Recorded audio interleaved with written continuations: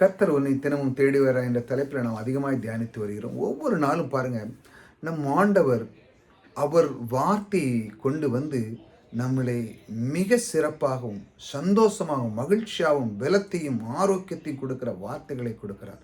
அதைத்தான் நான் உங்களுக்கு ஒவ்வொரு நாளும் சொல்லி கொண்டு வருகிறேன். நீங்கள் கேட்குறவர்கள் மிகப்பெரிய பாக்கியவான்கள். ஏனென்றால் தேவனுடைய வார்த்தையை விரும்பி கேட்குறீங்க. கேட்டது மட்டுமல்ல, மற்றவர்களுக்கு நீங்கள் ஷேர் பண்ணி கொடுத்தீங்க.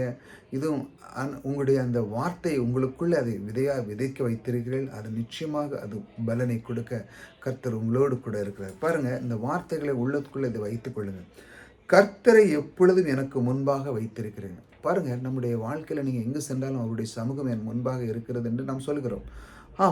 ஒரு வேலையில் நான் சரிதான் காலையில் எழுந்து வேலையில் உட்காந்தீங்க, என்னுடைய கையிட்ட காரியங்களை நீர் வாக்கியப்படி எனக்கு ஞானத்தையும் அறிகிற தருகிற நீர்.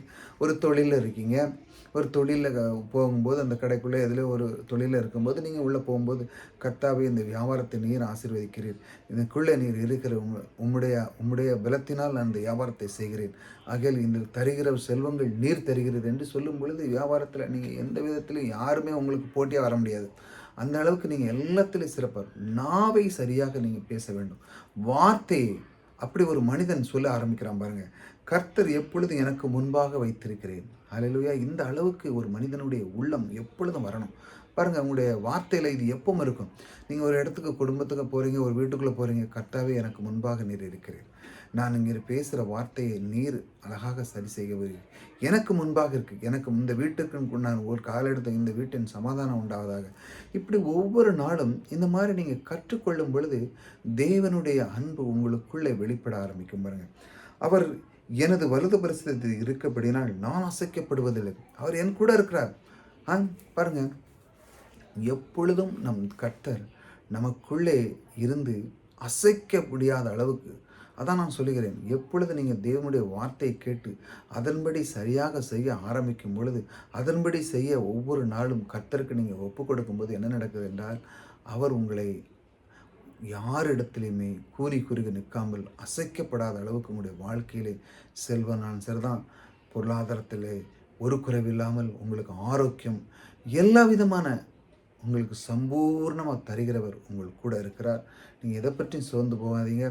இந்த பாதுகாக்கும் தேவன் அவர் அசைக்கப்படுவதில்லை என்று சொல்லியிருக்கிறார்களா, அதே போல் இந்த பாதுகாப்பின் தேவன் உங்களோடு கூட இருக்கிறாருங்க. ஆகையால் ஒவ்வொரு நாளும் நீங்கள் சொல்ல வேண்டிய வார்த்தை கவனமாக எழுதி வச்சுக்கோங்க. கர்த்தர் எப்பொழுதும் எனக்கு முன்பாக வைத்திருக்கிறேன் அப்படின்னு நீங்கள் எப்போ டெய்லி காலையில் எழுந்து சொல்லுங்கள்.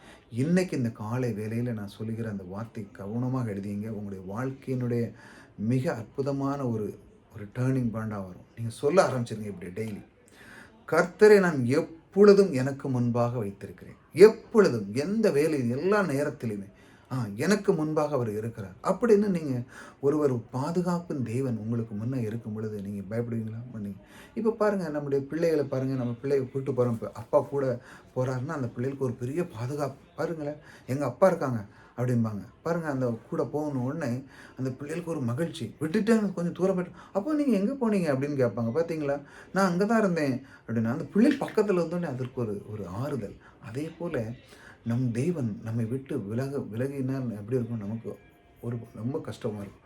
நம் தேவனை நமக்கு முன்பாக நாம் வைக்கிறோம். ஆகையால் நீங்கள் போகிற பாதையெல்லாம் அவர் செவையாய் நடத்துகிறார். நம் தகப்பன். நீங்களே உங்களுடைய குழந்தைக்கு எந்த அளவுக்கு பாதுகாப்பு கொடுக்கிறீங்க பாருங்கள். ஒரு வண்டி வந்தால் சரியாக நம்ம இந்த சைடு போய் பிள்ளைகளை அந்த சைடை விட்டு அழகாக கூட்டு வந்து இடுப்பில் தூக்கி வச்சு பிள்ளைகளை எங்கேயும் கூட்டத்தில் தொலைஞ்சிடக்கூடாதுன்னு சொல்லி எவ்வளோ அழகாக நீங்கள் நடத்துகிறீங்க பாருங்கள். இப்படி தான் அவர் உங்களை அற்புதமாக தேடி வந்து இந்த மாதிரி வார்த்தைகளை கொடுக்குறேன். நீங்கள் சொல்ல ஆரம்பிச்சிருங்க இந்த வார்த்தை, கர்த்தர் எப்பொழுதும் எனக்கு முன்பாக வைத்திருக்கிறேன். இது நிச்சயமாக செய்யும் பொழுது உங்களுடைய வாழ்க்கை அற்புதமாகும். கர்த்தர் உங்களோடு கூட இருக்கிறார். கர்த்தர் உங்களை ஆசீர்வதிப்பார்.